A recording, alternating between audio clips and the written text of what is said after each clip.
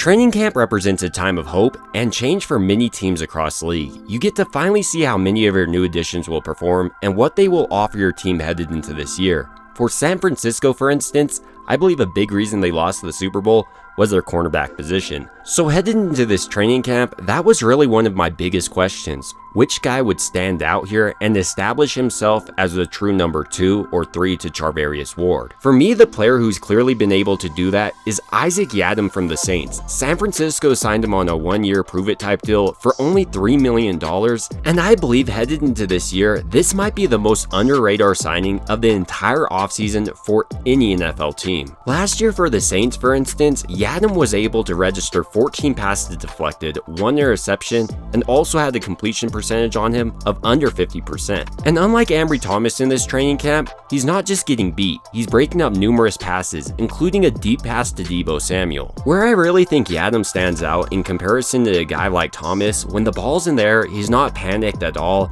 he understands the rules and plays within those rules. And on jump type balls, thanks to being a taller corner for San Francisco, coming in at 6'1" and having extremely long arms, he breaks up these with no issue, and you saw that last year for the Saints as well. It also appears he has no issue playing press man coverage on anyone. On Deebo Samuel, for instance, he shut him down on one of these coverages. Meanwhile, San Francisco's second-round rookie, Renardo Green, got beat. But Yiadom hasn't been the only corner to stand out early in training camp. Darrell Luter Jr. also looks noticeably improved. Perhaps the biggest room for improvement for any player in the NFL is going from year 1 to year 2. You have the opportunity to get into the NFL weight room and just add that size and strength necessary to be effective at the next level. It also gives your body an opportunity to recover. And that's exactly what Darrell Luter Jr. has done this offseason.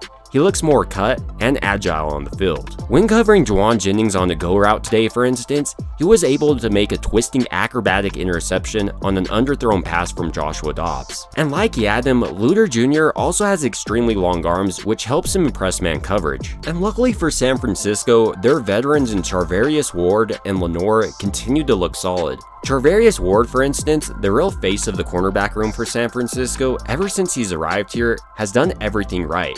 Every single year, he's been able to improve substantially. And this camp, he's been able to shut down everyone. Going into this season, Ward doesn't just look like San Francisco's best corner on the roster, he looks like their best player arguably. With Lenoir entering his second year as San Francisco's nickel cornerback, I do expect him to continue to improve and take that job this year over rookie Renardo Green. It's not that Renardo Green is playing terribly, it's just really hard to replace a guy like Lenoir. He's able to get in your face, press you, play aggressively with the ball in there, and then lay out some brutal hits. And as I mentioned, with Lenoir entering his second year, this improves his understanding of how to play the position correctly and what he needs to do to mitigate some errors he made last year.